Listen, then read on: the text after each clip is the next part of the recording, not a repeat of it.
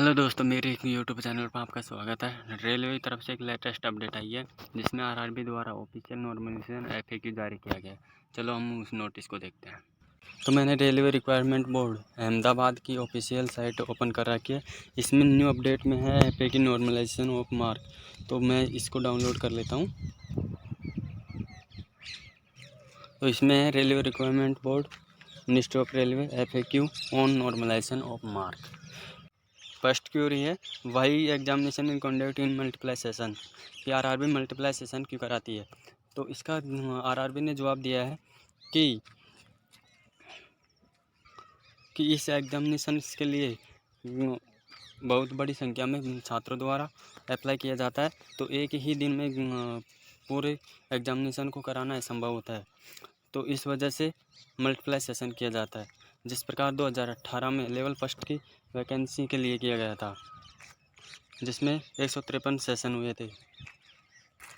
Second query है, why normalisation necessary, क्या normalisation करना ज़रूरी है। रेलवे ने इसका जवाब दिया yes, when in examination in conduct in multiply session for the same syllabus, कि सेम सिलेबस होने है in speed of all effect there are change of variation in the difficulty level, और अलग अलग शिफ्टों के डिफ़िकल्ट लेवल को देखते हुए और उनके क्वेश्चनों को देखते हुए RRB head conduct examination in multiply session in the post also were they adopting normalisation. इसका आंसर दिया गया है कि yes, normalisation is being do by RRB examination conduct in multiply session since years 2000। यानी कहने का मतलब ये है कि 2000 से ही ये नॉर्मलाइजेशन का सिस्टम करती आ रही है। In normalization same short on grace mark, क्या ग्रेस का कोई नॉर्मलाइजेशन में रोल है। तो आरआरबी द्वारा कहा गया है कि no, normalisation process followed by RRB in scientific and statistical sports in it is not a process of awarding grace mark. इसका मतलब ये है कि इसमें ग्रेस मार्क्स का कोई रोल नहीं है, ये केवल साइंटिफिक और स्टैटिस्टिकल प्रोसेस के रिगार्डिंग के द्वारा ही किया जाता है। So can normalisation result in reduction has will in increase in the mark of as compared to the raw mark. इसका मतलब ये है नॉर्मलाइजेशन के बाद क्या रो मार्क्स में इंक्रीज होगा। तो आरआरबी का जवाब है yes, incompleted dependent on the statistical parameter calculator based on performance of candidate in the session of the candidate has conduct of the other session. इसका आंसर है यस, इनकम्प्लीटेड स्टैटिस्टिकल पैरामीटर को calculate करते हुए और candidate को के performance को देखते हुए इसका रो मार्क में इंक्रीज या डिक्रीज हो सकता है। अगला क्वेरी है, this means of performance of candidate in scientific statistical registered based on all the candidate he see is completing with. तो इसका आंसर है yes, the process involve raw score of the candidate mean and standard division of raw mark of candidate in his he her session has will other session being normalised. इसका मतलब ये है हाँ, candidate के raw mark mean value और standard division के आधार पर ही किया जाता है।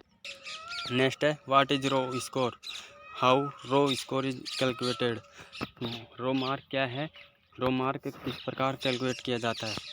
तो इसका आंसर है the raw mark is completed has under total question so है नो क्वेश्चन इग्नोर, यानी कोई क्वेश्चन इग्नोर किया गया है या कोई क्वेश्चन मल्टीप्लाई है या कोई क्वेश्चन ऑप्शन करेक्ट नहीं है। तो उसके मानना कि 2 क्वेश्चन गलत है।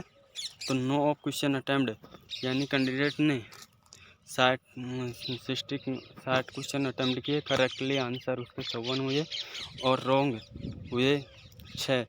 तो positive mark 54, negative mark 2, net score हो जाएगा उसका 54 - 2 52। तो स्कोर आउट ऑफ 100 52/98 मल्टीप्लाई 100 बरो तब 53.06 उसके मार्क होंगे। रो मार्क उसका हो जाएगा 53.06। नेक्स्ट है this means in does not involve human intervention. तो आरआरबी का जवाब है yes. Is totally based on calculated value of parameter such a raw score of candidate mean and standard division of raw mark of candidate in his her session and mean and standard division of raw mark of candidate other session. इसका मतलब ये है yes, इस candidate के इसका मतलब ये है यस कि कैंडिडेट के पैरामीटरों को देखते हुए और उनके मेन और स्टैंडर्ड डिवीज़न को देखते हुए इसके रो मार्क को पर कैलकुलेट किया जाता है। Can candidate of same session have variation in the increase decrease in the mark of after normalisation. इसका मतलब ये है कि क्या सेम सेशन कैंडिडेट के नॉर्मलाइजेशन में इंक्रीज या डिक्रीज हो सकता है। आंसर है यस, हाँ। This is because the raw score of different candidate are different has a mathematical year. इसका मतलब ये है कि हर कैंडिडेट के रो मार्क्स अलग अलग होते हैं। The raw score of candidate is also one of the parameter in calculation. तो उसके रो मार्क्स कैंडिडेट के रो मार्क्स के पैरामीटर को देखते हुए कैलकुलेट किया जाता है। So increase decrease of the candidate my differ form increase decrease of other candidates in the session. इस वजह से अन्य छात्र का जो रो का मार्क दूसरे छात्र के बजाय कम या अधिक हो सकता है। नेक्स्ट है the normalisation mark of my competitor has increase has compared to has raw mark but my raw mark and normalisation mark are same. Why, क्यों? इसका मतलब ये है कि जो कोई कैंडिडेट है जो अन्य छात्र का कंपटीटर है, लेकिन उसके रो मार्क और सेम शिफ्ट में है, लेकिन उसके रो मार्क और दूसरे छात्र के रो मार्क में अंतर क्यों? इसका मतलब ये है कि कैंडिडेट के process statistical parameter and session main mark and standard division को देखते हुए कैलकुलेट किया जाता है। साथ ही उसके डिफ़िकल्ट लेवल सेशन को देखा जाता है। नेक्स्ट है but so many candidate have scored mark higher than so. इसका मतलब ये है कि कुछ स्टूडेंटों के 100 से ऊपर भी नंबर आ सकते हैं। तो आरआरबी का जवाब है yes. In the normalisation process this is possible in case of very good performance. इसका मतलब ये है कि नॉर्मलाइजेशन प्रोसेस में कोई कैंडिडेट का गुड प्रोसेस है, यानी बहुत अच्छा प्रोसेस है, डिफ़िकल्टी सेशन है उसका कंडीशन इन ए कैंडिडेट वो have appeared in most difficult session, और वह एक डिफ़िकल्ट सेशन था। Just scored very high mark, और उसका हाई मार्क 90 था। In the process of normalisation the candidate of this session will generally have increase the mark has we inquired the difficult. उसका session difficult होने की वजह से उसका आउट ऑफ सो। नेक्स्ट है is this the first time the candidate have got normalisation score more than so. इसका मतलब ये है क्या फर्स्ट टाइम में ही ऐसा हो रहा है? तो आरआरबी का जवाब है नो, नहीं। आरआरबी के द्वारा पहले भी एग्ज़ाम्स कराए गए थे, उनमें भी 100 से ऊपर नंबर आए हैं। Is there any change in the normalisation process formula for CN 2018। जिसका मतलब ये है नहीं। The normalisation process adopted in 0CN 2018 essentially same at adopted in past several RRB examination seniors है। इसका मतलब ये है कि 2000 से ही ये फार्मूला यूज करती आ रही है। What is the normalization process adopted in the 7/02/2018? The normalization formula used by RRB के द्वारा जो फॉर्मूला यूज किया जाता है वो यही है। How base session is decided, इसका मतलब ये है कि आरआरबी के द्वारा बेस्ट सेशन कौन सा डिसाइडेड किया जाता है। तो इसका आंसर है among session having 70% and above of the average attendance of all candidate.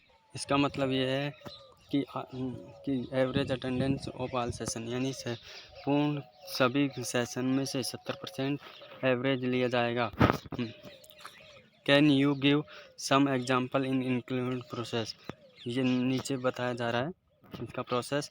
Session माना कि दोनों सेशन है, मीन ऑफ रो मार्क इनकी है, standard division of raw mark ये है।